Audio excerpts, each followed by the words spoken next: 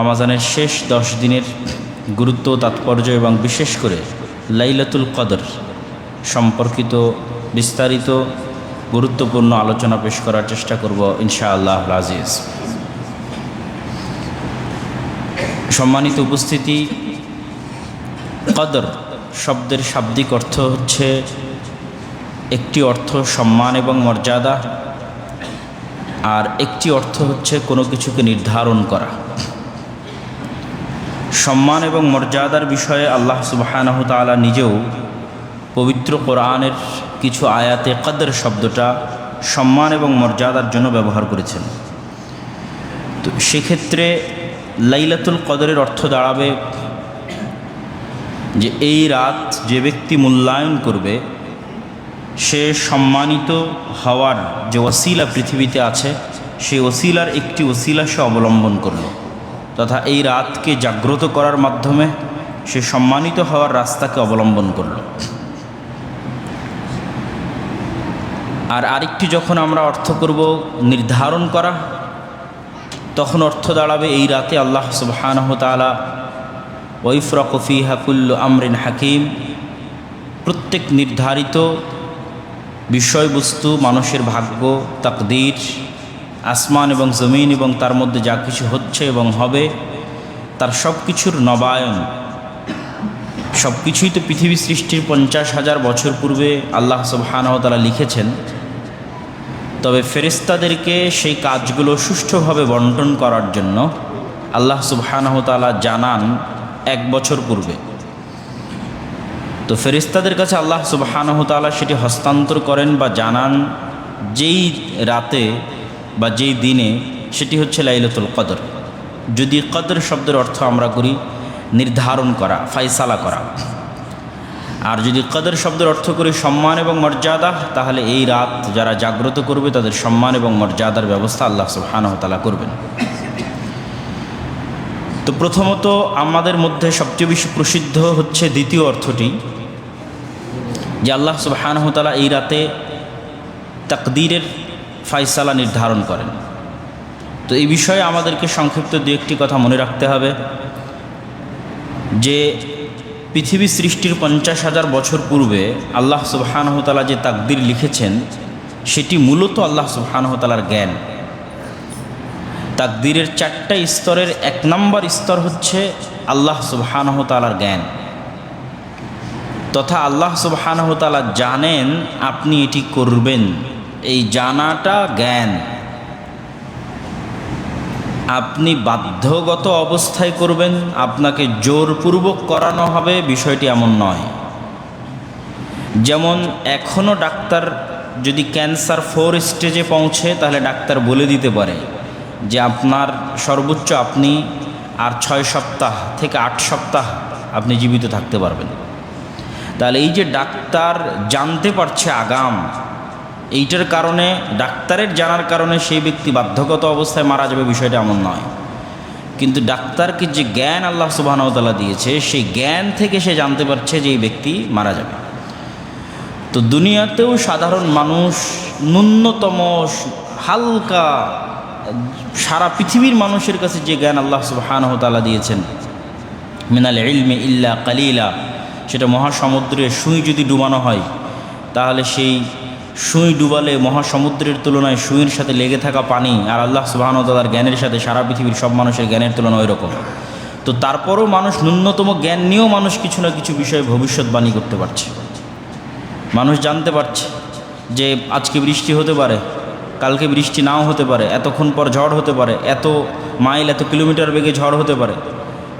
তো এই যে মানুষও জ্ঞান চর্চার মাধ্যমে আগাম জানতে পারছে, তাহলে যিনি সকল কিছুর জ্ঞান রাখেন তিনি অবশ্যই আগাম জানেন যে মানুষ কি করবে। এই জানাটাই তিনি লিখেছেন, লিখতে বলেছেন কলমকে, সেটিই তাকদীর। তবে অবশ্যই মানুষ প্রত্যেক যে কাজ করে সেই কাজ আল্লাহ সুবহানাহু ওয়া তাআলার অনুমতিতেই করে। আল্লাহ সুবহানাহু ওয়া তাআলার এই অনুমতিকে বলা হয়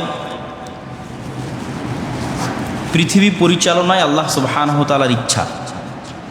আল্লাহ সুবহানাহু ওয়া তাআলার দুটি ইচ্ছা, একটি হচ্ছে আল্লাহ সুবহানাহু ওয়া তাআলার শারঈ, আরেকটি আল্লাহ সুবহানাহু ওয়া তাআলার কাউনি শারআন, আল্লাহ এটি চান যে ইবলিস হেদায়েত প্রাপ্ত হোক। এই চাওয়াতে আল্লাহ সুবহানাহু ওয়া তাআলার কোনো ত্রুটি নাই। আল্লাহ এটি চান যে আবু জাহাল হেদায়েত প্রাপ্ত হোক, আবু তালেব ইসলাম গ্রহণ করুক। চান বলেই মুহাম্মদ সাল্লাল্লাহু আলাইহি ওয়াসাল্লামের মতো নবীকে পাঠিয়েছেন, দাওয়াতি কাজের ব্যবস্থা করে দিয়েছেন, দাওয়াত পৌঁছানোর ব্যবস্থা করে দিয়েছেন, কোরআনকে সংরক্ষণ করে দিয়েছেন, মানুষের মধ্যে জ্ঞান ছড়িয়ে দেওয়ার জন্য, কোরআন ছড়িয়ে দেওয়ার জন্য আলেম ওলামার ব্যবস্থা করেছেন, মসজিদ মাদ্রাসার ব্যবস্থা করেছেন। মানুষ হেদায়েত হবে এরকম প্রত্যেকটা ওসাইল, প্রত্যেকটা কারণ এবং মাধ্যম পৃথিবীতে আল্লাহ রেখেছেন। তথা আল্লাহ সুবহানাহু ওয়া তাআলা চান যে মানুষ হেদায়েত প্রাপ্ত হোক, ফেরাউনও হেদায়েত প্রাপ্ত হোক, ইবলিসও হেদায়েত প্রাপ্ত হোক, আবু জাহলও হেদায়েত প্রাপ্ত হোক। কিন্তু ফেরাউন যেই মুহূর্তে আল্লাহ সুবহানাহু ওয়া তাআলাকে লঙ্ঘন করো তো দাবি করছে আনা রাব্বুকুমুল আলা, আমি তোমাদের প্রতিপালক, অথবা ইবলিস যখন দাবি করছে যে আমি সিজদা করব না, তখন আল্লাহ সুবহানাহু ওয়া তাআলা জোর করে আর ইবলিসকে সিজদা করাননি। ইবলিস যে সিজদা করব না বলছে, আল্লাহ সুবহানাহু ওয়া তাআলা চাইলে ইবলিসকে জোর করে সিজদা করাতে পারেন, কেন তিনি হচ্ছেন খালিক, সৃষ্টিকর্তা। তিনি চাইলে ইবলিসকে তখনই মেরে ফেলতে পারেন, তার রূহ কবজ করে নিতে পারেন, তার মুখের বাক শক্তি ছিনিয়ে নিতে পারেন, তার শ্রবণ শক্তি ছিনিয়ে নিতে পারেন, কিন্তু আল্লাহ সুবহানাহু ওয়া তাআলা সেটি করেননি। তথা আল্লাহ সুবহানাহু ওয়া তাআলার দেওয়া ক্ষমতা ব্যবহার করেই সে পৃথিবীতে অনাচার এবং অন্যায় ছড়াচ্ছে। মানুষ যখন কোনো গুনাহের কাজে লিপ্ত হয়, তখন সে আল্লাহর দেওয়া শক্তি ব্যবহার করে। আমরা যখন কান দিয়ে অশ্লীল জিনিস শুনি, আল্লাহ চাইলে আমাদের কানকে বধির করে দিতে পারেন, কিন্তু এই কানে শ্রবণ শক্তি আল্লাহই দিয়েছে। আমরা যখন অশ্লীল দৃশ্য দেখি, এই চোখে দৃষ্টিশক্তি আল্লাহই দিয়েছে। তথা প্রত্যেকটা কাজ করার সময় আল্লাহ সুবহানাহু ওয়া তাআলার অনুমতি শামিল থাকে, ওই কাজের সাথে সম্পৃক্ত থাকে। আল্লাহ চাইলে সেটি আটকাতে পারেন, কিন্তু আল্লাহ পৃথিবীকে যে সেটআপের উপর তৈরি করেছেন, সেই সেটআপে এই ধরনের ব্যতিক্রম ঘটনা ঘটে না। আল্লাহ ছুরিকে তৈরি করেছেন কাটার জন্য, অন্যায়ভাবেও যদি কাটা হয় তো কেটে যাবে, তথা অন্যায়ভাবেও যদি একজন নিরপরাধ মানুষের উপর ছুরি চালায় তো ছুরি কাটবে, এটাই ছুরির কাজ। মানুষ রাসায়নিক দিয়ে বিভিন্ন পদার্থ দিয়ে বোমা তৈরি করেছে, তো ওইটার কাজই আল্লাহ নির্ধারণ করে রেখেছেন যে সে ফাটলে, বিস্ফোরণ ঘটলে মানুষ মারা যাবে। তো সেই বিস্ফোরণ যদি ফিলিস্তিনের সবচেয়ে পরহেজগার আল্লাহওয়ালা মানুষের উপর হয়, তবুও বিস্ফোরণ ঘটবে, এটাই পৃথিবীর নিয়ম, এভাবেই পৃথিবী সেট আপ হয়েছে। কিন্তু আল্লাহ সুবহানাহু ওয়া তাআলা কখনো কখনো আটকান, সেটাকেই বলা হয় মুআজিজা। যেমন ইব্রাহিম আলাইহিস সালাতু ওয়াস সালামকে আগুনে নিক্ষেপ করা হয়েছে, তা আগুনকে তো এই জন্যই আল্লাহ সৃষ্টি করেছে সে জ্বালিয়ে দিবে। তাতে তার মধ্যে ইমানদার নিক্ষেপ করা হোক আর কাফের নিক্ষেপ করা হোক, ইমানদার কি আগুন জ্বালায়নি? আল্লাহ সুবহানাহু ওয়া তাআলা সূরা বুরুজের মতো বলেছেন, আস-সামা ইযাতিল বুরুজ ওয়াল ইয়াউমিল মাউউদ ওয়া শাহিদু ওয়া মাশহুদ। এই পুরো সূরা বুরুজের যে আসহাবুল উখদুদের ঘটনা আছে, তারা ইমানদার ছিল, তাদেরকে জ্বলন্ত আগুনে নিক্ষিপ্ত করেছে বাদশাহ, পুড়ে গেছে, মুমিন অবস্থায় পুড়ে গেছে। তো তাকদীরের এই স্তরগুলো আমাদের মাথায় রাখতে হবে, যে মানুষ স্বেচ্ছায় স্বাধীনভাবে কাজ করে, কিন্তু আল্লাহ সুবহানাহু ওয়া তাআলা জানেন যে মানুষ এটা করবে। তবে তাকদীরের মধ্যে পরিবর্তন হয়, সেই পরিবর্তন দোয়ার মাধ্যমে হয়, বিভিন্ন আমলের মাধ্যমে হয়। আল্লাহ সুবহানাহু ওয়া তাআলা চাইলে ফাআলুল লিমা ইউরিদ, যা ইচ্ছা তাই করতে পারেন। তো সেই তাকদীর নির্ধারণ করো তো আল্লাহ সুবহানাহু ওয়া তাআলা ফেরেশতাদের কাছে হস্তান্তর করেন যে রাতে, সেই রাতটি হচ্ছে লাইলাতুল কদর। লাইলাতুল কদরের গুরুত্ব এবং ফজিলত সম্পর্কে আল্লাহ সুবহানাহু ওয়া তাআলা পবিত্র কোরআনের সম্পূর্ণ ভিন্ন একটি সূরা অবতীর্ণ করেছেন। যদিও এই সূরা অবতীর্ণ হওয়ার কিছু শানে নুজুল পাওয়া যায়, সেই শানে নুজুলগুলোর সত্য মিথ্যা পরে, কিন্তু আমাদের এই মাসের গুরুত্ব বা এই দিনের গুরুত্ব বোঝার জন্য সেটি আমাদের জন্য সহযোগী বা উপকারী হতে পারে। দুইটা ঘটনা বর্ণিত আছে। একটি হচ্ছে, একদা রাসূলুল্লাহ সাল্লাল্লাহু আলাইহি ওয়াসাল্লাম যাকার রাজুলাম মিন বানি ইসরাঈল, বানি ইসরাঈলের একজন ব্যক্তির বর্ণনা রাসূল সাল্লাল্লাহু আলাইহি ওয়াসাল্লাম দিলেন, যে ব্যক্তি আল্লাহর রাস্তায় যুদ্ধ করেছে 1000 মাস। ফাআজিবাল মুসলিমুনা মিন যালিক, তো মুসলমানেরা এই কথা শুনে খুব আশ্চর্য হয়ে গেল। এটা একটা ঘটনা। আর আরেকটা ঘটনা হচ্ছে, একদিন রাসূলুল্লাহ সাল্লাল্লাহু আলাইহি ওয়াসাল্লাম বানু ইসরাঈলের 4 জন নবীর বর্ণনা দিলেন, আইয়ুব, জাকারিয়া, ইউশা বিন নুন এবং আরেকজন। এই 4 জন নবীর বর্ণনা দিয়ে বললেন যে 4 জন প্রায় 80 বছর আল্লাহ সুবহানাহু ওয়া তাআলার এমনভাবে ইবাদত করেছে যে সেখানে কোনো গুনাহ শামিল ছিল না, সেখানে কোনো গুনাহ ছিল না। তো এই ঘটনা শুনেও মুসলিম উম্মাহ বা উম্মতে মুহাম্মাদি বা সাহাবী যারা ছিল, তারা অত্যন্ত আশ্চর্য হলেন এবং তারা ভাবতে লাগলেন যে আমরা এরকম আমল কিভাবে করতে পারি। এই উম্মতের বয়স তো অনেক অল্প। তো অতীত উম্মতের বয়সের সাথে তুলনা করলে এই উম্মতের বয়স দিয়ে এই ধরনের ব্যাপক ইবাদত এবং তাদের সাথে প্রতিযোগিতায় টেকা বা অগ্রগামী হওয়ার কোনো সুযোগ নাই, কেননা বয়স সীমিত। তখন আল্লাহ সুবহানাহু ওয়া তাআলা জানিয়ে দিলেন মুহাম্মদ সাল্লাল্লাহু আলাইহি ওয়াসাল্লামকে যে এই উম্মতে মুহাম্মাদি তার অতীতের চলে যাওয়া উম্মতদের চাইতেও বেশি আমল করার সুযোগ পাবে। অল্প বয়স নিয়েও আমি তাদেরকে বিভিন্ন অফার সেট করে দিচ্ছি যে এই অফারটা গ্রহণ করলে এতদিনের সমান নেকি, ওই অফার গ্রহণ করলে এতদিনের সমান নেকি। তার মধ্যে সবচেয়ে বড় একটা অফার হচ্ছে লাইলাতুল কদর। এক রাতের ইবাদত ৮০ বছরের চাইতেও বেশি সময় ইবাদতের নেকি দিবে। ১,০০০ মাস ইবাদতের চাইতেও বেশি ইবাদতের সমান নেকি আমাদেরকে আল্লাহ সুবহানাহু ওয়া তাআলা দিবেন। এটা একটা অফার, সেই অফারের নাম হচ্ছে লাইলাতুল কদর।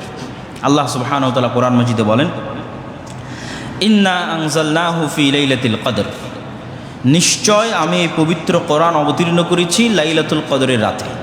পবিত্র কোরআনের আর এক আয়াতে আল্লাহ সুবহানাহু ওয়া তাআলা বলেন, ইন্না আনজালনাহু ফি লাইলাতিন মুবারাকা, আমি এই পবিত্র কোরআন অবতীর্ণ করেছি বরকতময় রাতে। তথা ওই আয়াত এবং এই আয়াত, দুই আয়াত মিলালে এটি স্পষ্ট যে লাইলাতুল কদরের রাত বরকতময় রাত। কেন বরকতময় রাত তারও বর্ণনা আয়াতের শেষের দিকে আসবে, তখন আমরা শুনবো ইনশাআল্লাহ। ওয়ামা আদরাকা মা লাইলাতুল কদর, হে নবী আপনি কি জানেন লাইলাতুল কদর কি?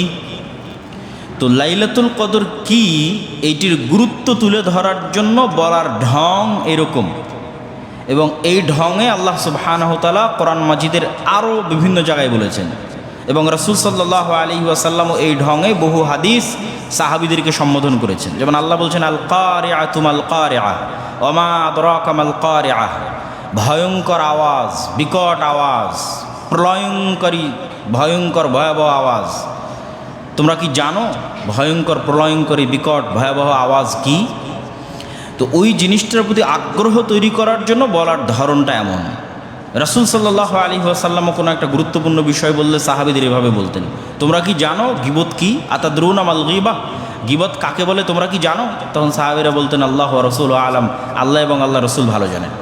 তো ঠিক আল্লাহ সুবহানাহু ওয়া তাআলা ওই স্টাইলে বলতেছেন, ইন্না আনজালনাহু ফি লাইলাতিল কদর, আমি তো কোরআন অবতীর্ণ করেছি লাইলাতুল কদরে, কিন্তু তোমরা কি জানো লাইলাতুল কদর কি? ওয়ামা আদরাকা মা লাইলাতুল কদর, তোমরা কি জানো লাইলাতুল কদর কি? যাতে মানুষের আগ্রহ তৈরি হয় এই বিষয়টা জানার জন্য যে আসলে কি লাইলাতুল কদর। যে রাতের কথা আল্লাহ বলছেন এই রাতে কোরআন অবতীর্ণ করেছেন, আবার আল্লাহ জিজ্ঞেস করছেন সেই রাত কি, তখন আল্লাহ এবার নিজেই উত্তরে বলছেন, লাইলাতুল কদরি খায়রুম মিন আলফি শাহর, লাইলাতুল কদর হচ্ছে ১,০০০ মাসের সমান না, ১,০০০ মাসের চাইতেও শ্রেষ্ঠ। তো এখানে মুফাসসিরিনে কেরাম ব্যাখ্যায় লিখেছেন যে আরবিতে যখনই সীমাহীন কোনো সংখ্যার নির্ধারণ করার জন্য মানুষ বাক্য ব্যবহার করে, যেমন আমরা আমাদের বলার ধরনের সময় বলি যে সে লাখ লাখ টাকার মালিক, আসলে কত লাখ টাকার মালিক সেটা তো জানি না, বলে কোটি কোটি টাকার মালিক, মানে অসংখ্য টাকার মালিক। তো ঠিক আরবিতে বলার গতি হচ্ছে যখন কোনো কিছুকে সীমাহীন বোঝানোর চেষ্টা করা হয় তখন বলা হয় হাজার বা হাজার হাজার। তো এখানে হাজার দ্বারা নির্ধারিতই হাজার এটা নয়। নির্ধারিতই হাজার কেন নয় তার দলিল কিন্তু আয়াতের মধ্যেই আছে। আল্লাহ বলছেন হাজারের চেয়েও শ্রেষ্ঠ, তাহলে তো হাজারে তিনি সীমাবদ্ধ করেননি। তাহলে যেহেতু হাজারে সীমাবদ্ধ করেননি, আর যেহেতু তৎকালীন এবং বর্তমান আরবি ভাষাতেও কোনো একটা কিছুর সীমাহীন বোঝানোর জন্য বলা হয় হাজার হাজার, তথা লাইলাতুল কদর এরকম হাজারো মাসের ইবাদতের চাইতে উত্তম। তো কত উত্তম আল্লাহ সুবহানাহু ওয়া তাআলা ভালো জানেন। সুতরাং এটিকে নির্ধারিত করার কোনো সুযোগ নাই যে এই হাজার মাসের জন্যই বা হাজার মাসের মতো এটা নির্ধারিত করার সুযোগ নাই। আরবি ভাষার দৃষ্টিতেও আরবি সাহিত্যের দৃষ্টিতেও সুযোগ নাই, আর কোরআনের এই আয়াতের শাব্দিক অনুবাদ করলেও সুযোগ নাই। তারপর আল্লাহ সুবহানাহু ওয়া তাআলা বলছেন, তানাজ্জালুল মালাইকাতু ওয়ার রূহু ফিহা বিইذনি রাব্বিহিম মিন কুল্লি আমর। তানাজ্জাল আরবিতে যখন তানাজ্জাল বা তাতানাজ্জাল শব্দ ব্যবহার হয় তখন ধারাবাহিকভাবে অবতীর্ণ হতেই থাকে। তো তানাজ্জাল বা তাতানাজ্জালুল মালাইকা, ফেরেশতাগণ, আর রূহ মানে জিবরিল আমিন, জিবরাইল আলাইহিস সালাতু ওয়াস সালাম, ফেরেশতাগণ আর ফেরেশতাদের নেতা জিবরাইল আলাইহিস সালাতু ওয়াস সালাম এই রাতে অবতীর্ণ হতে থাকেন পৃথিবীতে বিইজনি রাব্বিহিম মিন কুল্লি আমর, তাদের প্রতিপালকের অনুমতিতে তথা তাদের প্রতিপালকের আদেশে। তাদের প্রতিপালকের আদেশে জিবরাইল এবং ফেরেশতাগণ এই রাতে জমিনে অবতীর্ণ হতে থাকেন। অসংখ্য হাদিসে রাসূলুল্লাহ সাল্লাল্লাহু আলাইহি ওয়াসাল্লাম বলেছেন যে লাইলাতুল কদরের রাতে এত বেশি পরিমাণে ফেরেশতা অবতীর্ণ হয় যে পৃথিবীর কোনো ইঞ্চি জায়গা খালি থাকে না, ধূলিকণা বালিকণা, যেখানে আল্লাহ সুবহানাহু ওয়া তাআলার কোনো ফেরেশতা আল্লাহর জিকির আজকার এবং তাসবিহ তাহলিলে ব্যস্ত থাকে না। তো এটি এই অংশটুকুর ব্যাখ্যা। যখন শুরুতে বলেছিলাম যে ইন্না আনজালনাহু ফি লাইলাতিন মুবারাকা, যে এই রাত বরকতময় রাত। তো আপনারা খুব ভালোভাবেই জানেন যে বরকতের মাত্রা অনুযায়ী ফেরেশতা অবতীর্ণ হয়। যখন কোথাও কোরআন তেলাওয়াত হয় সেখানে ফেরেশতা আসে, কেন? বরকত অবতীর্ণ হয়। যেখানেই বরকতের কথা আছে সেখানেই ফেরেশতা আসে।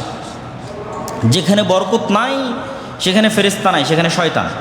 সেটা বাড়িতে প্রবেশের ক্ষেত্রে হোক, খাওয়ার ক্ষেত্রে হোক, প্রত্যেকটা ক্ষেত্রে, কোরআন তেলাওয়াতের ক্ষেত্রে হোক, একটা মাজলিসুল জিকির ইসলামী আলোচনা অনুষ্ঠান হোক, হাফাতহুমুল মালায়েকা, বরকত অবতীর্ণ হওয়ার মাত্রা অনুযায়ী ফেরেশতা অবতীর্ণ হয়। তথা বরকতের মাত্রা কম, ফেরেশতার সংখ্যা কম। বরকতের মাত্রা বেশি, ফেরেশতার সংখ্যা বেশি, ঝাঁক ধরে ফেরেশতা আসে। তো লাইলাতুল কদর কি পরিমাণ বরকতময় হতে পারে, লাইলাতুল কদরের বরকত কতটা সীমাহীন এবং কতটা অগণিত অসংখ্য হতে পারে যে এত বেশি পরিমাণে ফেরেশতা অবতীর্ণ হয় বরকত নিয়ে, বরকতের সাথে, যে পৃথিবীতে একটা ইঞ্চি জায়গা খালি থাকে না যেখানে ফেরেশতা থাকে না। তাহলে এত বেশি সংখ্যক ফেরেশতা অবতীর্ণের সাথে কানেকশন হচ্ছে বরকতের। তাতানাজ্জালুল মালায়েকাতু রূহ, জিবরাইল আমিন নিজে অবতীর্ণ হয় এবং কোটি কোটি অগণিত ফেরেশতা অবতীর্ণ হয় এবং পৃথিবীর 1 ইঞ্চি জায়গা খালি থাকে না ফেরেশতা থেকে। মানে ওই রাতে এত বেশি পরিমাণে বরকত অবতীর্ণ হয়।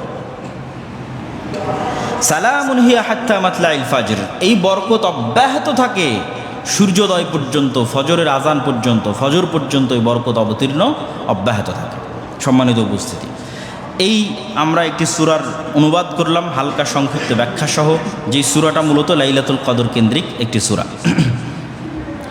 লাইলাতুল কদর সম্পর্কে রাসূলুল্লাহ সাল্লাল্লাহু আলাইহি ওয়াসাল্লাম এবং তার সাহাবী তারা কেমন কি ইবাদত করতেন এবং কি ফজিলত বর্ণনা করেছেন সে বিষয়ে আমরা দু একটি হাদিস দেখি। আন আয়েশা উম্মুল মুমিনিন রাদিয়াল্লাহু তাআলা আনহা আন্নাহা ক্বালাত, আয়েশা রাদিয়াল্লাহু তাআলা আনহা থেকে বর্ণিত তিনি বলেন, কানান নবিয়্যু সাল্লাল্লাহু আলাইহি ওয়াসাল্লাম ইযা দাখালাল আশরু শাদ্দা মিযরা, যখন রমজানের শেষ 10 দিন প্রবেশ করত আল্লাহর নবী তার লুঙ্গি বেঁধে নিতেন বা গামছা বেঁধে নিতেন। আমরা যদি গ্রামের ভাষায় বলি যে গ্রামে যখন কোনো শক্ত কাজ করার জন্য মানুষ যায় তখন আমরা আমাদের আঞ্চলিক ভাষায় বলি লেংটি মারা বা নেংটি মারা বা কাঁচা মারা। তথা একটা ভারী জিনিস উত্তোলন করতে যাবে, ভারী জিনিস কাটতে যাবে, তো লুঙ্গি পরিহিত অবস্থায় থাকলে লুঙ্গিতে কাঁচা মারে। অথবা বাড়ির মা এবং বোনেরা এবং ভাবিরা যখন কাজ করে তখন ওড়না কোমরের সাথে পেঁচিয়ে নেয়, শাড়ির আঁচল কোমরের সাথে পেঁচিয়ে নেয়।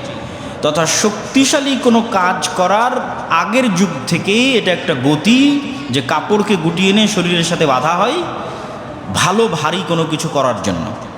তো ওইটাকেই উদাহরণ হিসেবে, রূপক হিসেবে আয়েশা রাদিয়াল্লাহু তাআলা আনহা তুলে ধরছেন যে আল্লাহর নবীর শেষ 10 দিন আসলে আল্লাহর নবীর প্রস্তুতির ধরনটা এমন হতো যে বিশাল কোনো কাজের জন্য মানুষ যেমন কাঁচা মারে অথবা আঁচল কোমরের সাথে বেঁধে নেয়, গামছা কোমরের সাথে বেঁধে নেয়, ঠিক সেরকম ভয়াবহ ভয়ঙ্কর কঠিন প্রস্তুতি রাসূলুল্লাহ সাল্লাল্লাহু আলাইহি ওয়াসাল্লাম নিতেন যখন রমাদানের শেষ 10 দিন প্রবেশ করতেন।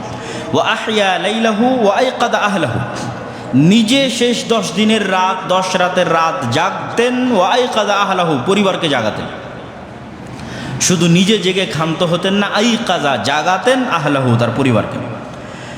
আয়েশা রাদিয়াল্লাহু তাআলা থেকে বর্ণিত তিনি আরও বলেন, কানা রাসূলুল্লাহ সাল্লাল্লাহু আলাইহি ওয়াসাল্লাম ইয়াজতাহিদু ফিল আশরিল আওয়াখির মা লা ইয়াজতাহিদু ফি গায়রিহি, রাসূল সাল্লাল্লাহু আলাইহি ওয়াসাল্লাম শেষ 10 দিনে যা পরিশ্রম করতেন রমজানের আর বাকি 20 দিনে সেই রকম পরিশ্রম করতেন না।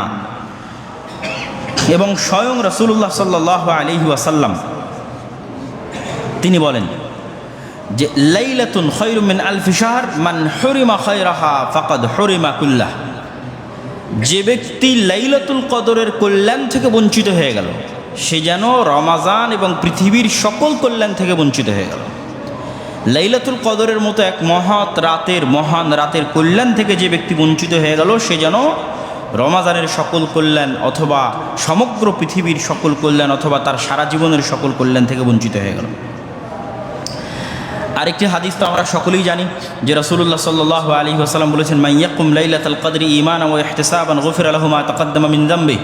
কেউ যদি ঈমানের সাথে নেকির আশায় তথা গুনাহবিহীন অবস্থায় নেকির আশায় লাইলাতুল কদর পেয়ে যায়, লাইলাতুল কদরের রাতে ইবাদত করার সুযোগ পেয়ে যায় তথা লাইলাতুল কদর খুঁজতেছে এবং তার ভাগ্যের সাথে লাইলাতুল কদর মিলে গেছে এবং তার পক্ষে সক্ষম হয়েছে, সম্ভব হয়েছে যে সে লাইলাতুল কদরের রাতে ইবাদত করবে আল্লাহর সন্তুষ্টির জন্য, গুনাহবিহীন অবস্থায় নেকির আশায় লাইলাতুল কদরের রাতে ইবাদত করবে, এই সুযোগ যে ব্যক্তি পেয়ে গেছে তার অতীতের সকল গুনাহ আল্লাহ ক্ষমা করে দিবেন।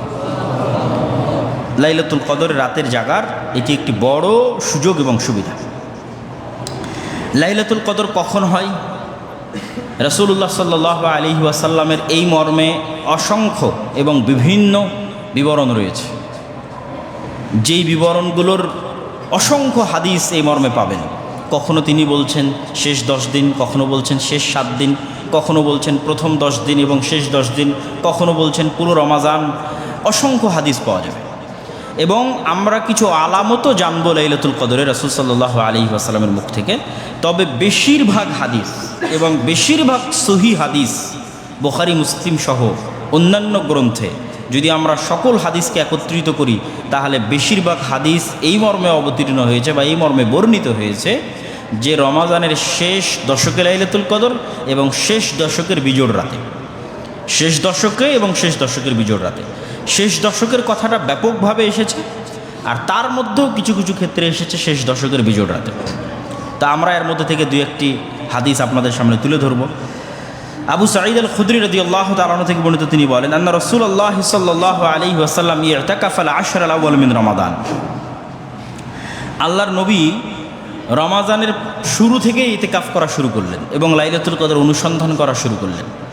তো তিনি রমাজানের প্রথম 10 দিন ইতিকাফ করলেন, তারপরে রমাজানের মধ্যের 10 দিন ইতিকাফ করলেন, তারপরে শেষ 10 দিন ইতিকাফ করবেন। এরকম সময় রাসূল সাল্লাল্লাহু আলাইহি ওয়াসাল্লাম সাহাবীদের ডেকে বলছেন, ইন্নী ইতাকাফতুল আশর আল-আউয়াল আলতামিসু হাদিহিল লাইলা সুম্মা ইতাকাফতুল আশর আল-আওসাত সুম্মা উতিতু ফাকিলা লাহা ইন্নাহা ফিল আশরিল আওয়াখির। যে আমি রমাজানের প্রথম 10 দিন ইতিকাফ করে লাইলাতুল কদর অনুসন্ধান করেছি, রমাজানের মধ্যের 10 দিন অনুসন্ধান করে লাইলাতুল কদর অনুসন্ধান করে রাত্রি জাগরণ করেছি এবং ইতিকাফ করেছি। আমার মনে হচ্ছে যে লাইলাতুল কদর ইন্নাহা ফিল আশরিল আওয়াখির, রমাজান মাসের শেষ 10 দিন। ফামান আহাব্বা মিনকুম ইয়াতাকিফ ফালিয়াতাকিফ। সুতরাং যারা ইতিকাফ করতে চায় তারা যেন রমজানের শেষ 10 দিনে ইতিকাফ করে, যারা ইতিকাফ করতে চায় তারা যেন রমজানের শেষ 10 দিন ইতিকাফ করে। এবং তিনি আরও বলছেন, ওয়া ইন্নী আসজুদু সাবিহাতাহা ফি তিনিন ওয়া মাইন। আর আমি দেখছি স্বপ্নে যে আমি লাইলাতুল কদরের রাতে সিজদা করছি কর্দমাক্ত মাটিতে, তথা পানি এবং মাটি একত্রিত হলে যেই আকার ধারণ করে ভিজা মাটি, কর্দমাক্ত মাটি, সেই কর্দমাক্ত মাটিতে আমি লাইলাতুল কদরে সিজদা করছি। তো যেই দিন এই কথা রাসূল সাল্লাল্লাহু আলাইহি ওয়াসাল্লাম বলছেন সেই দিন ছিল 21-এর রাত। তো সাহাবা একরাম বর্ণনা দিচ্ছেন যে কদ কামা ইলা সুবহি ফামাতারাতিস সামা ফাওয়াকাফা আল মসজিদ ফাআবসারতু الطين والماء فخرج حين فرغ من صلاة الصبح وجبينه وروثة أنفه فيهما الطين والماء।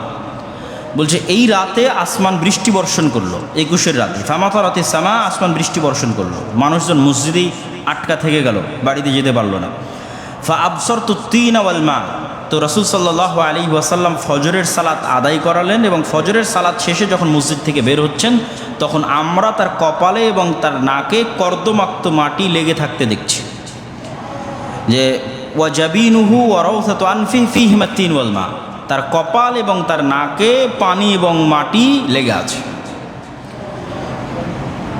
ওয়াইদা হিয়া লাইলাতু 21 মিনাল আশরিল আওয়াখির। যদিও এইটা তখনকার 21-এর রাতের বর্ণনা সাহাবায়ে কেরাম দিচ্ছেন, কিন্তু নির্ধারিতভাবে কোনো মুহাদ্দিস বা আলেম ওলামা তারা নির্ধারিতভাবে কোনো রাতকে নির্ধারিত করতে নিষেধ করেছেন এবং রাসূল সাল্লাল্লাহু আলাইহি ওয়াসাল্লাম কোনো রাতকে সেভাবে নির্ধারিত করেননি।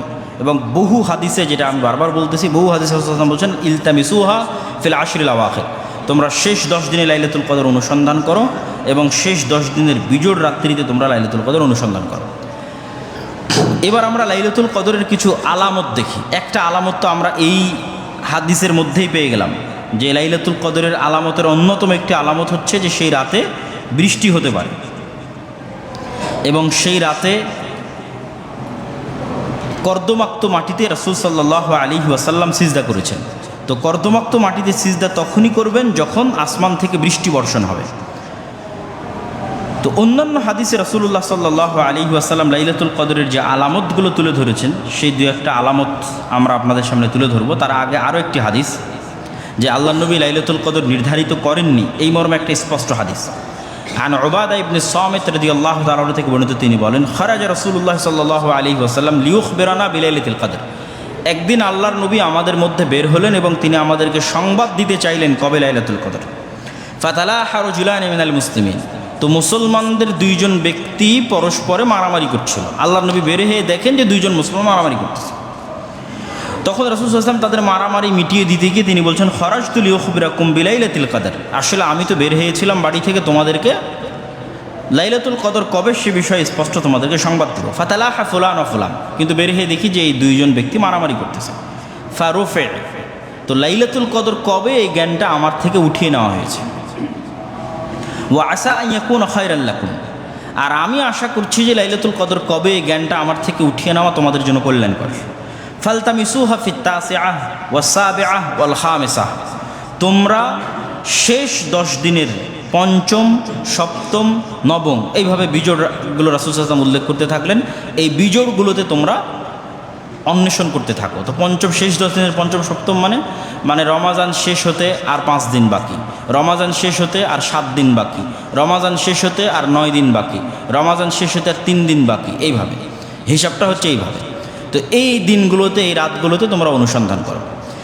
তো এই হাদিস থেকে দুটো বিষয় স্পষ্ট যে পারস্পরিক ঝগড়া বা গণ্ডগোলের মাধ্যমে অনেক জ্ঞান বা অনেক রহমত বা কল্যাণকর জিনিস আমাদের থেকে উঠে যেতে পারে, যেমন রাসূল সাল্লাল্লাহু আলাইহি ওয়াসাল্লামের নিকট থেকে উঠিয়ে নেওয়া হয়েছে। 2, উঠিয়ে নেওয়ার মধ্যে কল্যাণ কি?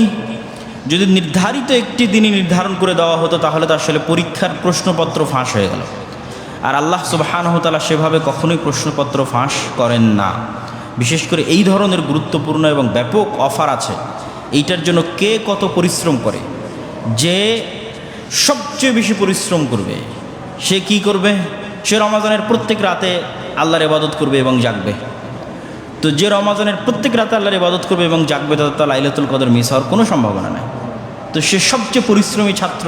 তো সবচেয়ে পরিশ্রমী ছাত্র সবচেয়ে ভালো রেজাল্ট করবে। আর যে তার চেয়ে পরিশ্রম করবে তার সম্ভাবনা তার চেয়ে কম হবে। যে তার চেয়ে পরিশ্রম করবে তার সম্ভাবনা তার চেয়ে কম হবে। যে সবচেয়ে কম পরিশ্রম করবে, যে আমাকে একটা রাত দিয়ে দেন 27 রাত, তো তার সম্ভাবনা আরও কম হবে। তো আমরা যেন বেশি পরিশ্রম করি এবং বেশি পরিশ্রম করলে লাইলাতুল কদর না পেলেও ওই রাতে ইবাদত করার নেকি তো আর মিস যাচ্ছে না, সেই নেকিটা তো আর বাদ যাচ্ছে না। এমনিতেই রাতে ইবাদত করা আল্লাহ সুবহানাহু ওয়া তাআলার নিকট অনেক প্রিয়। ফলত এই জিনিসটা উজ্জ্ব রাখার মাধ্যমে আল্লাহ সুবহানাহু ওয়া তাআলার প্রতিযোগী বান্দা যারা আল্লাহর ইবাদতের জন্য প্রতিযোগিতা করে এই পৃথিবীতে, তাদের প্রতিযোগিতার মাঝটা উন্মুক্ত থাকলো। তারা এই প্রতিযোগিতার মাধ্যমে যেমন লাইলাতুল কদরও পাবে, ঠিক লাইলাতুল কদর পেতে গিয়ে যে প্রতিযোগিতা করলে প্রতিযোগিতা করতে গিয়ে আরও বেশি ইবাদত করা হয়ে যাবে, আরও অসংখ্য ইবাদত করা তাদের হয়ে যাবে। এটাই রাসূল সাল্লাল্লাহু আলাইহি ওয়াসাল্লাম বলছেন যে এই রাত আমার নিকট থেকে উঠিয়ে নেওয়া হয়েছে যা তোমাদের জন্য এর মধ্যে কল্যাণ আছে বলে আমি আশা করছি। সম্মানিত উপস্থিতি, লাইলাতুল কদরের আলামত বা লাইলাতুল কদরের যে চিহ্ন, সেই চিহ্নগুলো যদি আমরা তুলে ধরি হাদিস থেকে একের পর এক, তাহলে রাসূলুল্লাহ সাল্লাল্লাহু আলাইহি ওয়াসাল্লাম বলছেন ইন্না আমারাত লাইলাতুল কদর আন্নাহা সাফিয়াতুন বালজাহ কাআন্না ফিহা কমারান সাতিআ। লাইলাতুল কদরের রাত অনেক স্বচ্ছ ও পরিষ্কার এবং উজ্জ্বল চাঁদ বিশিষ্ট তথা গুমট ঘন অন্ধকারাচ্ছন্ন রাত নয়। সাকিনাতান সাজিয়া, খুবই শান্ত শিষ্ট। পৃথিবীর আবহাওয়া পরিবেশ প্রচণ্ড অস্থিতিশীল নয়। লা বারদা ফিহা ওয়ালা হার, প্রচণ্ড গরম নয়, প্রচণ্ড ঠান্ডা নয়। এবং তারকা বা যে উল্কা নিক্ষেপ হয়, তারকার যে বিচ্যুতি ঘটে, সেই বিচ্যুতি মুক্ত রাত। ওয়া ইন্না আমারাতাহা আন্না শামসা সাবিহাতুহা তাখরুজু মুস্তাবিয়া। লাইলাতুল কদর রাত অতিক্রম করে যেই সূর্য ওঠে, সেই সূর্য হয় মধ্যম মানের, খুব তেজস্বী সূর্য নয়, আবার খুবই ম্রিয়মান সূর্য নয়, মধ্যম তথা তাপমাত্রা মিডিয়াম, মধ্যম মানের সূর্য। লাইসা লাহা শুআ মিসলাল কামার লাইলাতুল বদর। আর এক হাদিসে রাসূল সাল্লাল্লাহু আলাইহি ওয়াসাল্লাম বলছেন, লাইলাতুন সামাহাতুন তলকা, অত্যন্ত স্বচ্ছ পরিচ্ছন্ন টলটলে পানির মতো রাত। লা হারাতা ওয়ালা বারিদাতা, কোনো গরম নাই, কোনো শীত নাই। ওয়া তাসবিহু শামসুন সাবিহাতুহা দাঈফাতাল হামরা, পরের দিন সকালে সূর্য উঠবে, তার রশ্মি বা তার অগ্নি রশ্মি বা আগুনের যে রশ্মি আছে সেটির তেজ কম অবস্থায়, প্রচণ্ড তেজস্বী সূর্য হবে না তার পরের রাতে। তো লাইলাতুল কদরের এই আলামতগুলো যদি আমরা মাথায় রাখি, যা রাসূলুল্লাহ সাল্লাল্লাহু আলাইহি ওয়াসাল্লাম তুলে ধরলেন, সেই আলামতগুলোর যদি আমরা সারমর্ম করি যে কি সারমর্ম হতে পারে, তাহলে একটা আলামত আমরা পেলাম লাইলাতুল কদরের রাতে বৃষ্টি হতে পারে। একটা আলামত আমরা পেলাম লাইলাতুল কদরের রাতের আবহাওয়া প্রচণ্ড স্থিতিশীল থাকবে। লাইলাতুল কদরের রাত প্রচণ্ড গরম হবে না, প্রচণ্ড শীত হবে না। লাইলাতুল কদরের রাত সূর্যের তেজ থাকবে কম, তেজস্বী হবে না। এবার লাইলাতুল কদর পেলে আমাদের কি করণীয়? লাইলাতুল কদর পেলে করণীয় সম্পর্কে রাসূলুল্লাহ সাল্লাল্লাহু আলাইহি ওয়াসাল্লামকে আয়েশা রাদিয়াল্লাহু তাআলা আনহা জিজ্ঞেস করেছেন যে, আল্লাহর নবী, আপনি কি মনে করেন যদি আমি লাইলাতুল কদর পেয়ে যাই, সেক্ষেত্রে আমার করণীয় কি? তখন রাসূলুল্লাহ সাল্লাল্লাহু আলাইহি ওয়াসাল্লাম তাকে একটি দোয়া শিখিয়ে দিয়েছেন, যেই দোয়াটি আমরা লাইলাতুল কদরের রাতে পড়ার অভ্যাস এবং চর্চা করতে পারি। আল্লাহুম্মা ইন্নাকা আফুউন তুহিব্বুল আফওয়া ফাআফু আন্নি। আল্লাহুম্মা ইন্নাকা আফুউন, হে আল্লাহ আপনি ক্ষমাশীল, তুহিব্বুল আফওয়া আপনি ক্ষমাকে ভালোবাসেন, ফাআফু আন্নি অতএব আমাকে ক্ষমা করেন। তো এই হাদিস থেকে আরও একটা জিনিস আমাদের কাছে পরিষ্কার এবং স্পষ্ট হয় যে মানুষ যদি বুঝতে পারে যে সে এমন একটা সুযোগ পাচ্ছে, যেই সুযোগে সে আল্লাহকে কিছু বললে আল্লাহ সুবহানাহু ওয়া তাআলা কবুল করবেন, তাহলে মানুষের সবার আগে ক্ষমা চাওয়া উচিত। এই একটা শিক্ষা আমরা এই হাদিস থেকে পাচ্ছি যে রাসূল সাল্লাল্লাহু আলাইহি ওয়াসাল্লাম বলছেন আয়েশা রাদিয়াল্লাহু তাআলাকে যে লাইলাতুল কদর যদি পেয়ে যাই, বুঝতে পারি যে আজ মনে হচ্ছে আজকে রাত লাইলাতুল কদর, তাহলে কি বলবো? তো মানুষের তো অনেক কিছু চাওয়ার আছে, মানুষের অনেক কিছু চাওয়ার আছে। তার মধ্যে রাসূল সাল্লাল্লাহু আলাইহি ওয়াসাল্লাম প্রাধান্য দিলেন ক্ষমা চাওয়াটাকে, যে আল্লাহুম্মা ইন্নাকা আফুউন, হে আল্লাহ আপনি ক্ষমাশীল, তুহিব্বুল আফওয়া আপনি ক্ষমাকে ভালোবাসেন, ফাআফু আন্নি আপনি আমাকে ক্ষমা করেন। তো ক্ষমা চাওয়াকে কেন রাসূল সাল্লাল্লাহু আলাইহি ওয়াসাল্লাম প্রাধান্য দিলেন? যে আসলে প্রকৃত অর্থে পৃথিবীর কোনো ব্যক্তি আল্লাহ সুবহানাহু ওয়া তাআলার ক্ষমা এবং দয়া ছাড়া জান্নাতে যেতে পারবে না। কোনো মানুষই এটা দাবি করে বলতে পারবে না যে আমি আমার আমলের চ্যালেঞ্জে বলতেছি যে আমার আমলের চ্যালেঞ্জ দিয়ে আমি জান্নাতে যাব। এটা মানুষ দাবিও করতে পারবে না, আল্লাহ সুবহানাহু ওয়া তাআলার সামনে বলতেও পারবে না। মানুষ এত ত্রুটিপূর্ণ। তো প্রত্যেকটা মানুষকে আসলে জান্নাতে যেতে হবে আল্লাহর ক্ষমার উপর ভিত্তি করে। নবীদেরও একই অবস্থা। আদম আলাইহিস সালাতু ওয়াস সালামও কিয়ামতের মাঠে বলবেন, আফসোস করবেন যে আমি যে ভুল করেছিলাম সেটি আল্লাহ ক্ষমা করেছে কিনা। এবং আমি দুনিয়াতে বারবার বলে এসেছি রব্বানা যালামনা আনফুসানা ওয়া ইল্লাম তাগফির লানা ওয়ারহামনা লানাকুনান্না মিনাল খাসিরিন, ক্ষমা চেয়ে এসেছি। তো প্রত্যেক নবীর কাছে গেলেই প্রত্যেক নবী তার নিজ নিজ একটা না একটা অপরাধের কথা স্মরণ করাবেন জনগণকে এবং বুঝাবেন যে তাদের সবচেয়ে বেশি দরকার আল্লাহর ক্ষমা। তো পৃথিবীতে কেউই তার নিজের আমল দিয়ে জান্নাতে যাওয়ার দাবি করতে পারবে না। ফলত আমরা যদি বুঝতে পারি যে এই সময় আল্লাহ সুবহানাহু ওয়া তাআলা আমাদের দোয়া কবুল করতেছে না, গল্প গুজব ইত্যাদির মাধ্যমে ফ্রেন্ড সার্কেলের সাথে, এইটা আসলে লাইলাতুল কদর উদযাপন নয়। লাইলাতুল কদর মানুষের ব্যক্তিগত ইবাদত। হ্যাঁ, মানুষ মসজিদে একত্রিত হয়ে ইবাদত করতে পারে, কোরআন তেলাওয়াত করতে পারে, সালাত আদায় করতে পারে, সবই করতে পারে, কিন্তু সবচেয়ে উত্তম হচ্ছে মানুষ একাই তার বাড়িতে নির্জন ঘরে লম্বা সালাত আদায় করবে, লম্বা তেলাওয়াতের মাধ্যমে। সালাতের সৌন্দর্যই হচ্ছে লম্বা তেলাওয়াত। রাসূলুল্লাহ সাল্লাল্লাহু আলাইহি ওয়াসাল্লাম 8 রাকাত তারাবি পড়তেন, কিন্তু এমনও বর্ণনা এসেছে যে এক এক রাকাতে সূরা বাকারা শেষ করেছেন, এক এক রাকাতে সূরা আলে ইমরান শেষ করেছেন, এক এক রাকাতে সূরা নিসা শেষ করেছেন। তথা তিনি সালাতের কোয়ালিটি বাড়াতেন। কি বাড়ানোর মাধ্যমে? সালাতে তেলাওয়াতের মাত্রা বাড়ানোর মাধ্যমে, রুকুর লম্বার মাধ্যমে, সিজদার লম্বার মাধ্যমে। রাসূল সাল্লাল্লাহু আলাইহি সাল্লাম রুকু করতেন সূরা বাকারা তেলাওয়াতের সমান, সূরা আলে ইমরান তেলাওয়াতের সমান, সিজদা করতেন সূরা নিসা তেলাওয়াতের সমান। তাহলে কত লম্বা সিজদা হতে পারে, কত লম্বা রুকু হতে পারে। তাহলে লম্বা তেলাওয়াত, লম্বা রুকু এবং লম্বা সিজদার মাধ্যমে রাসূল সাল্লাল্লাহু আলাইহি সাল্লাম সালাতের কোয়ালিটি বাড়াতেন, এবং এটাই রাত জাগার শ্রেষ্ঠতম পদ্ধতি। কেননা এখানে একসাথে অসংখ্য ইবাদতের সংমিশ্রণ ঘটে। কোরআন তেলাওয়াত নিজেই একটা শ্রেষ্ঠ ইবাদত, সেটা আপনি সালাতরত অবস্থায় পড়তেছেন, সালাত আদায় করতেছেন, সালাত নিজেই একটা শ্রেষ্ঠ ইবাদত। আপনি সালাত শেষ করে জিকির আজকার তাসবিহ তাহলিল করতেন, সেই তাসবিহ তাহলিল আপনি রুকুতে করতেছেন, সিজদায় করতেছেন। সুবহান রাব্বিয়াল আযীম, সুবহান রাব্বিয়াল আলা, এগুলো তাসবিহ, এগুলো আল্লাহর তাসবিহ, যেগুলো আপনি সালাত শেষে হয়তো আলাদা করে তাসবিহ পড়তেন। তো পুরো রুকু আপনি পড়তে থাকলেন সুবহান রাব্বিয়াল আযীম, সুবহান রাব্বিয়াল আযীম, সুবহান, লম্বা তাসবিহ, যা সালাতের বাইরে, কিন্তু এটা সালাতের মধ্যে হচ্ছে। আবার আপনি হয়তো সালাতের বাইরে গিয়ে হাত তুলে দোয়া করতেন, সেই দোয়াটা আপনি সালাম ফিরার পূর্বে, যত দোয়া আপনার জানা আছে আল্লাহ সুবহানাহু ওয়া তাআলার কাছে করার জন্য কোরআন এবং হাদিসের সব দোয়া আপনি সালামের পূর্বে করতে পারলেন, কিন্তু দোয়াটা হচ্ছে সালাতের মধ্যে। তাহলে একই সাথে সালাতের মধ্যে কোরআন তেলাওয়াত হচ্ছে, সালাতের মধ্যে তাসবিহ তাহলিল হচ্ছে, সালাতের মধ্যে দোয়া হচ্ছে। এই জন্য সবচেয়ে কোয়ালিটিফুল ইবাদত, সবচেয়ে দামি ইবাদত লাইলাতুল কদরের রাতে যা রাসূল সাল্লাল্লাহু আলাইহি সাল্লাম করতেন, লম্বা সালাত, লম্বা তেলাওয়াত, লম্বা রুকু, লম্বা সিজদা। তারপরেও যদি মানুষের মন চায় তাহলে লম্বা ইবাদতের বাইরে এসে আলাদা করে কোরআন তেলাওয়াত করতে পারে। এই লম্বা ইবাদতের বাইরে এসে আলাদা করে হাত তুলে আল্লাহ সুবহানাহু ওয়া তাআলার নিকটে তার যা চাওয়ার আছে সেই চাওয়া, সেই বাক্য আল্লাহ সুবহানাহু ওয়া তাআলার সামনে ব্যক্ত করতে পারেন। সম্মানিত উপস্থিতি, তো লাইলাতুল কদরের এই দীর্ঘ আলোচনা থেকে আল্লাহ সুবহানাহু ওয়া তাআলা আমাদেরকে চেষ্টা করার তৌফিক দান করুক। আমরা আল্লাহ সুবহানাহু ওয়া তাআলার নিকটে দোয়া করি যে আমরা জন্য রমাজানের যে শেষ 10 রাত আছে, এই 10 রাতকে যেন আমরা গুরুত্বের সাথে, পরিবার পরিজনের সাথে, আত্মীয় স্বজনের সাথে, ভাব গাম্ভীর্যের সাথে আল্লাহ সুবহানাহু ওয়া তাআলার ইবাদতের মাধ্যমে এই লাইলাতুল কদরের ব্যাপক বরকত এবং রহমত অর্জন করার আল্লাহ সুবহানাহু ওয়া তাআলা আমাদের সুযোগ দান করুক, আল্লাহুম্মা আমিন। আর বক্তব্যের শেষে আপনাদের সাথে জরুরি দু একটি কথা যা আপনারা অবগত আছেন, যে আমাদের এখানে তারাবির সালাত হচ্ছে এবং সুন্নাত পদ্ধতিতে সুললিত এবং সুমধুর তাজবিদের সাথে যে বিশুদ্ধ তেলাওয়াত, সেই তেলাওয়াতের মাধ্যমে ধীরস্থিরভাবে তারাবির সালাত হচ্ছে। যারা নিয়মিত আসেন আলহামদুলিল্লাহ, যারা আসেন না তাদেরকেও আমরা এখানে তারাবির সালাতে আসার উদাত্ত আহ্বান জানাচ্ছি।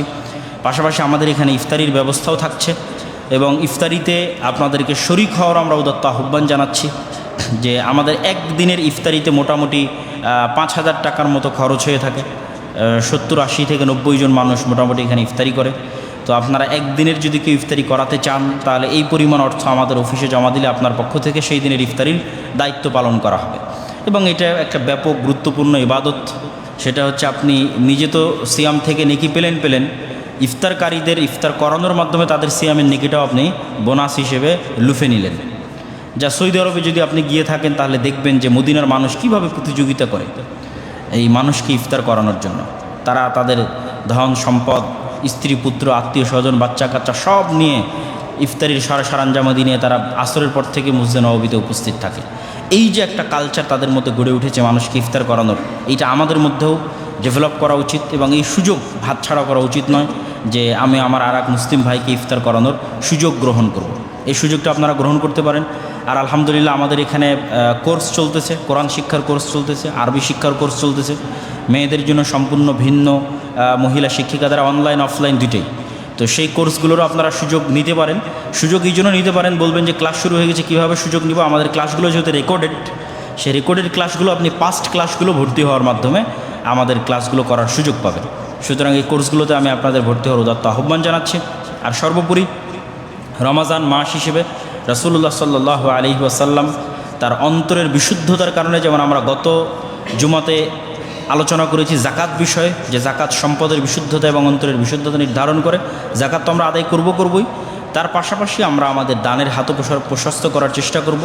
এই দাওয়া সেন্টার ব্যয়বহুল খরচ আছে, সেটিতে আপনারা আন্তরিকভাবে রমজান মাসকে লক্ষ্য করে আপনাদের দানের হাতকে প্রসারিত করবেন। আর জাকাতের বিষয়ে অবশ্যই আপনারা জামিয়া সালাফিয়া সহ অন্য যে প্রতিষ্ঠানগুলো আছে সেই প্রতিষ্ঠানগুলোর প্রতি দৃষ্টি দেওয়ার চেষ্টা করবেন। জাকাতের খাতগুলো আমরা উল্লেখ করেছি গত জুমার খুতবায়। সেগুলোর ভিত্তিতে এই সমস্ত দিনী শিক্ষা প্রতিষ্ঠান যেখানে ইয়াতিম লালিত পালিত হয়ে থাকে এবং যেখানে কোরআন এবং হাদিসের চর্চা হয়ে থাকে তাদেরকেও জাকাতের একটি অংশ দেওয়া যায়। আল্লাহ সুবহানাহু ওয়া তাআলা আমাদেরকে পুরো রমজানে বিশুদ্ধভাবে সকল আমলগুলো বিশুদ্ধভাবে পালন করার তৌফিক দান করুক আল্লাহুম্মা আমিন। পাশাপাশি যে বর্তমান বাংলাদেশে যে একটা সমস্যা দেখা যাচ্ছে, যে রমজান মাসে প্রকাশ্য ধূমপান করার যে একটা টেন্ডেন্সি, বা এটা নিয়ে অনলাইন অফলাইন বিভিন্ন আলোচনা এবং সমালোচনা, এটার বিরুদ্ধে আমাদের সামাজিক আন্দোলন নিজ নিজ জায়গা থেকে গড়ে তোলা উচিত। যে অন্যায়ের বিরুদ্ধে আন্দোলন। রমজান মাস এক মহৎ পবিত্র মহান মাস। এই পবিত্র মহান মাসের অপবিত্রকরণ বা এই পবিত্র মহান মাসের সম্মানকে লঙ্ঘন করা এবং সেইটাকে আবার মানবাধিকারের নাম দেওয়া, এই ধরনের নেহায়াত নেক্কারজনক কাজের বিরুদ্ধে আমাদের সামাজিকভাবে আন্দোলন গড়ে তোলা উচিত। আমাদের আত্মীয় স্বজন, পাড়া প্রতিবেশী, আমাদের সন্তান সন্ততি, কাউকে যেন আমরা এরকম বেহায়া বখাটে করে গড়ে না তুলি যে তাদের কারণে আমাদের দুর্নাম হয় সমাজে, পিতামাতার দুর্নাম হয় সমাজে। এই ধরনের সন্তান এবং এই ধরনের প্রজন্ম থেকে আল্লাহ সুবহানাহু ওয়া তাআলা আমাদের হেফাজত করুক। আর এই ধরনের যারা কার্যকলাপে লিপ্ত আছে তাদের অন্তরকে আল্লাহ সুবহানাহু ওয়া তাআলা নরম করে তাদেরকে হেদায়েত হওয়ার তৌফিক দান করুক, আল্লাহুম্মা আমিন। পাশাপাশি রমজানের যে শুধু এইভাবেই অপমান করা হয় তা কিন্তু নয়। দেখবেন যে সামনে ঈদ আসতেছে, ঈদকে লক্ষ্য করে কত বেহায়া সব সিনেমা আর কত সব গানের ট্রেইলার সেগুলো উন্মোচন করা হবে, আবার সেগুলোর ছবি দেওয়ালে দেওয়ালে ঝুলবে রমজান মাসের মধ্যে। তো সব দিকে আমাদের সোচ্চার হতে হবে। এই ধরনের রমজানকে কেন্দ্র করে বা ঈদকে কেন্দ্র করে এই ধরনের বেহায়াপনা এবং বেলিল্লাপনাকে কখনোই আশ্রয় দেওয়া উচিত নয়। আল্লাহ সুবহানাহু ওয়া তাআলা আমাদেরকে রমজানের এই সুমহান মর্যাদা এবং সুমহান সম্মান এটিকে রক্ষা করো, তার পবিত্রতাকে রক্ষা করো এই মাস ইবাদতের মাধ্যমে, দান সাদকা এবং জাকাতের মাধ্যমে, লাইলাতুল কদরকে জাগ্রত করার তৌফিক দেওয়ার মাধ্যমে পার করার তৌফিক দান করুক, আল্লাহুম্মা আমিন। আমরা যেন এমনভাবে রমজান অতিক্রম করতে পারি যে আমরা রমজানের যে অফারগুলো আছে নিষ্পাপ হওয়ার, সেই নিষ্পাপ হিসেবে যেন আমরা রমজান মাসকে অতিক্রম করতে পারি, আল্লাহুম্মা আমিন। আলহামদুলিল্লাহ ওয়াহদা ওয়াসসালাতু ওয়াসসালামু আলা মান লা নাবিয়্যা বা'দাহু ইয়া আইয়ুহাল্লাযীনা আমানু সাল্লু আলাইহি ওয়া সাল্লিমু তাসলিমা। اللهم صل على محمد وعلى آل محمد كما صليت على إبراهيم وعلى آل إبراهيم إنك حميد مجيد. اللهم بارك على محمد وعلى آل محمد كما باركت على إبراهيم وعلى آل إبراهيم إنك حميد مجيد. ربنا ظلمنا أنفسنا وإن لم تغفر لنا وترحمنا لنكونن من الخاسرين. ربنا ظلمنا أنفسنا وإن لم تغفر لنا وترحمنا لنكونن من الخاسرين. ربنا ظلمنا أنفسنا وإن لم تغفر لنا وترحمنا لنكونن من الخاسرين. ربنا آتنا في الدنيا حسنة وفي الآخرة حسنة وقنا عذاب النار. ربنا آتنا في الدنيا حسنة وفي الآخرة حسنة وقنا عذاب النار. رب ارحمهما كما ربياني صغيرا. رب ارحمهما كما ربياني صغيرا. رب ارحمهما كما ربياني صغيرا. رب ارحمهما كما ربياني صغيرا. رب ارحمهما كما ربياني صغيرا. اللهم انصر المسلمين المظلومين المؤمنين المجاهدين في فلسطين. اللهم انصر المؤمنين المظلومين المجاهدين في فلسطين. اللهم انصر المؤمنين المسلمين المظلومين المجاهدين في فلسطين. اللهم اخذل اليهود والنصارى والكفرة والمشركين. اللهم اخذل اليهود والنصارى والكفرة والمشركين. اللهم اخذل اليهود والنصارى والكفرة والمشركين. اللهم احفظ بلادنا وبلاد سائر المسلمين. اللهم احفظ بلادنا من كيد الكائدين ومكر الماكرين. اللهم وفق ولاة أمرنا لما تحب وترضى. اللهم وفق ولاة أمرنا لما تحب وترضى. اللهم اشف مرضانا ومرضى جميع المسلمين. اللهم ارحم موتانا وموتى جميع المسلمين. سبحان ربك رب العزة عما يصفون وسلام على المرسلين والحمد لله رب العالمين.